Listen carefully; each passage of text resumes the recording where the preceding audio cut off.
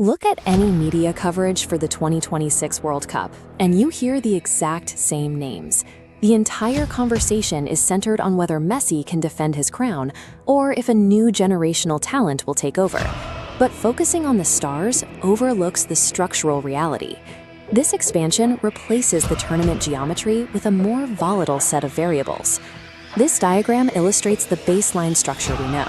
32 teams, 64 matches, a balanced system that dictated modern tactical preparation for 30 years. In 2026, that balance is gone. 48 teams, 104 matches. That is a 62.5% increase in total tournament volume, packed into roughly the same summer window. This spike in physical load penalizes any nation relying on the old blueprint for tournament preparation. To navigate this, we have to deconstruct 3 specific tactical vulnerabilities created by the new format. Success in North America moves away from isolated moments of brilliance. It becomes a test of how a squad handles 3 specific systemic pressures. In the traditional format, groups were self-contained. 4 teams, the top 2 advance. You knew exactly what you needed to do against the opponent standing in front of you. This matrix shows the new 12-group setup. 8 of these 12 third-place finishers now advance. Because of these slots, a team in Group L might see its qualification decided by a single penalty kick, occurring simultaneously in Group A. The strategy of playing for a safe draw in the final group match is gone. A single point no longer offers mathematical protection against elimination. Instead, the defining metric for survival shifts to cumulative goal differential, measured against the entire tournament field. This creates a tactical paradox. If goal differential determines survival, a 1-0 lead is a liability.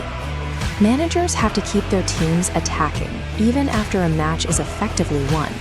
Committing extra men forward to chase high-margin scores pulls a team out of its defensive shape, leaving massive open space for opponents to counter. Previously, a team with a late lead would drop into a rigid low block, kill the clock, and secure the points. Now, touchline managers will be forced to make high-risk offensive substitutions based on live probabilities shifting in stadiums thousands of miles away. The group stage is no longer an isolated battle. It is a multi-group game of fractional probabilities, where halting your attack is the riskiest decision you can make. While the group stage math creates chaos, the knockout rounds introduce a strict biological limit. The primary structural bottleneck is the introduction of the round of 32. Reaching the final now requires surviving an 8-match gauntlet instead of the traditional 7. This chart maps cumulative match load against high-intensity sprint capacity. That horizontal line represents the threshold of failure. In a 7-match run, physical output degrades, but an elite squad stays above that breaking point. On the 8-match curve, physical degradation plummets. Directly after match 5, the line crashes hard below the failure threshold. This crash specifically penalizes nations utilizing high-pressing models that demand constant closing speed. Once a team hits that wall after the 5th game, they lose the ability to cover the ground required to recover their defensive shape. To survive, top-tier teams will have to play lower-tempo, possession-heavy football in the early rounds to conserve their energy. This directly conflicts with the need to chase goal differential in the group stage.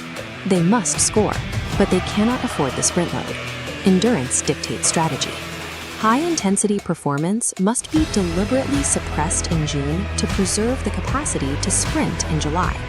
A format that demands aggressive scoring paired with an 8-match schedule results in accelerated exhaustion. This schematic illustrates the standard 26-man roster layout.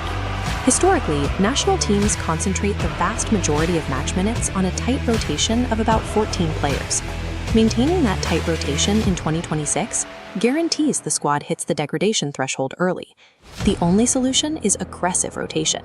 Minutes must be spread across 22 different players to keep the core roster active. But saving their legs creates a second problem. Swapping 5 starters every match degrades on-field chemistry. Precise pressing triggers and defensive spacing dissolve when the personnel constantly changes.